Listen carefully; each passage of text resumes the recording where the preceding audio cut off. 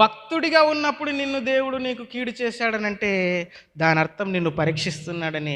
నువ్వు భక్తి లేనప్పుడు నీకు వచ్చిందనంటే నువ్వు బాగుపడాలని. ఉదాహరణకి మీ ఒకసారి చూడండి, యోబు గ్రంథాన్ని చూడండి. యోబు గ్రంథం 33వ అధ్యాయము 19వ వచనం. వ్యాధి చేత మంచమెక్కుట వలనను ఒకని ఎముకలలో ఎడతెగని నొప్పులు కలుగుట వలనను వాడు శిక్షణమునందును. నువ్వు భక్తిహీనుడిగా ఉన్నావా, నీకు బాధలు వస్తాయి. భక్తిహీనుడిగా ఉంటే కూడా బాధలు వస్తాయి. మరి ఎందుకు వచ్చాయి నీకు బాధ? నీకు రోగం ఎందుకు వచ్చింది? నువ్వు భక్తి లేవు కనుక నీకు రోగం వచ్చింది. మరి ఎందుకు? నువ్వు చావాలనా? కాదు, నువ్వు మారాలని. నువ్వు మారాలని. నిజంగా చూడండి ప్రియులరా, మనము బాగున్నప్పుడు, ఒంట్లో బలం ఉండి ఆరోగ్యం ఉన్నప్పుడు ఒక సేవకుడిగా నువ్వు బైబిల్ పట్టుకొని, మన అయ్యగారే ఉంటాడండి, అలా వెళ్తుంటే కనీసం వందనాలు కూడా చెప్పరు. కొంతమంది ఉంటారు అలా వెళ్తుంటే తప్పించుకొని పోతూ ఉంటారు, ముఖం తిప్పుకొని మరో సైడు లేదా కనిపిస్తూ కూడా అని ఇలా తలెత్తుకొని గర్వంగా వెళ్ళిపోయే వాళ్ళు ఉంటారు. కానీ ఒక ఆయన అలాంటి వానికి ఏమొచ్చిందంటే రోగం వచ్చిందండి. ఏమొచ్చింది? రోగం వచ్చి హాస్పిటల్ పాలయ్యాడు. అప్పుడు ఇదే సేవకుడు హాస్పిటల్కి వెళ్ళాడు. ఎందుకు? అక్కడ ఉన్నటువంటి కొందరి గురించి ప్రార్థన చేద్దామని వెళ్ళాడు. వెళ్ళగానే అయ్యగారు ఇంకా ఆ వాకిలి దగ్గర ఉండగానే ఈ బెడ్ మీద పడుకుని ఆయన లేచింది, అయ్యగారు వందనాలు అని ఏడుస్తున్నాడట. ఏమండి, అంతకుముందేమో ఎదురు వస్తూ కూడా వందనాలు చెప్పని ఈయన లేచిందేమో, వందనాలు అయ్యగారు, నాకు ప్రార్థన చేద్దురా అని ఇలా అంటున్నాడట. చేయబెట్టి ప్రార్థన చేయి. ఎందుకు? అప్పుడు లేని ఆ కృతజ్ఞత లేదా ఆ గౌరవం ఇప్పుడు ఎందుకు వచ్చింది ఈయనకు? వ్యాధి చేత ఏం చేశాడు? మంచాన్ని ఎక్కేశాడు. ఎముకల్లో ఎడతెగని నొప్పులు, బాధలు. అప్పుడు గుర్తుకొచ్చే దేవుడే. మరి దేవుడు దైవజనులు. అప్పుడు దైవజనుడు నీకు ఎలా కనిపిస్తాడు? అమ్మా నా పాలిట రక్షకుడు అనేలా కనిపిస్తారు అప్పుడు. కానీ బాగున్నప్పుడు ఈయన బరువు అని చెప్పి దూరంగా వెళ్ళిపోయే వాళ్ళు ఉంటారు. కానీ అక్కడ మాత్రం రక్షకుడు. ఉదాహరణకి తప్పిపోయిన కుమారుడు బాగున్నప్పుడు వాళ్ళ నాయనను ఏమడిగాడనంటే, నాయన నా ఆస్తి నాకు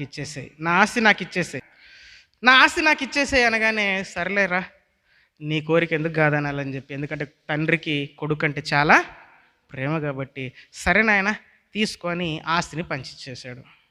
అప్పుడు ఈ వ్యక్తి వెళ్ళిపోయాడు. ఎక్కడికి? ఆస్తిని తీసుకొని వాళ్ళ నాన్నకు దూరదేశానికి వెళ్ళిపోయాడట.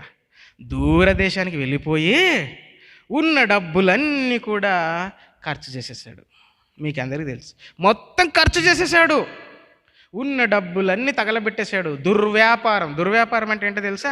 తినడం, త్రాగడం, సుఖించడం. ఇదే దుర్వ్యాపారం అంటే ఆ ఉన్న డబ్బులతో రోజు తినేది ఏది పడితే అది తినడమే, కోరుకున్న తినడమే, తర్వాత త్రాగడం మందు, తర్వాత సుఖించడం, కోరుకున్న వారి వెంట వెళ్ళిపోవడం. ఇలా చేసి ఏమైపోయిందంటే వాళ్ళ తండ్రి గారు ఇచ్చినటువంటి డబ్బులన్నీ అయిపోయిన తర్వాత ఇప్పుడు ఆ ఊర్లో కరువు వచ్చేసింది, ఆ దేశంలో కరువు వచ్చేసింది. ఇప్పుడు తినడానికి కనీసం తిండి కూడా లేకుండా పోయింది. అప్పుడు ఒక ధనవంతుని దగ్గరికి వెళ్ళిపోయి, నాకేమైనా పని ఇవ్వవా అని అంటే, అరే ఈడెవడు అడుక్కు తినవాడు వచ్చాడని చెప్పి, వెళ్ళి ఆ పందులు కాయిపో అన్నాడు. ఆ పందులు కాస్తున్నాడు. సరే ఆహారమైనా పెడుతున్నాడా యజమానుడు? ఆ యజమానుడు ఆహారం కూడా పెట్టట్లేదు. అప్పుడు ఏం చేశాడు?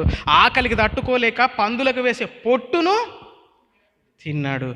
అప్పుడు గుర్తుకొచ్చిందండి మన ఓనికి. బాగా ఎముకలన్నీ ఇరిగిన తర్వాత, అన్నీ అనుభవించిన తర్వాత అప్పుడు వాళ్ళ నాన్న గుర్తుకొచ్చి అనుకుంటున్నాడు, మా నాన్న దగ్గర కనీసం పనివారికి కూడా కడుపు నిండగా భోజనం ఉంటుంది కదా, మా నాన్నగారి దగ్గర ఎంతమంది పనివారు, ఎంతమంది ఆస్తి పరులు, ఎంత ఆస్తి మా నాన్నది. అలాంటి భోగ భాగ్యాలను వదిలేసి నేను ఇక్కడికి వచ్చానా? చూడండి తల్లులారా, ఒక్కసారి ఆ మాటను మీరు చూడండి. లూకాసు వార్త 15వ అధ్యాయము, లూకాసు వార్త 15వ అధ్యాయము, లూకాసు వార్త 15వ అధ్యాయం 17వ వచనం. అయితే బుద్ధి వచ్చినప్పుడు వాడు నా తండ్రి యొద్ద ఎంతోమంది కూలివాండ్రకు అన్నము సమృద్ధిగా ఉన్నది, నేనైతే ఇక్కడ ఆకలికి చచ్చిపోవచ్చున్నాను. ఎప్పుడు బుద్ధి వచ్చింది తప్పిపోయిన కుమారునికి? బాగా బాధ వచ్చినప్పుడు. అంటే మంచిగా ఉన్నప్పుడు మనకు బుద్ధి రాదా? రాదు.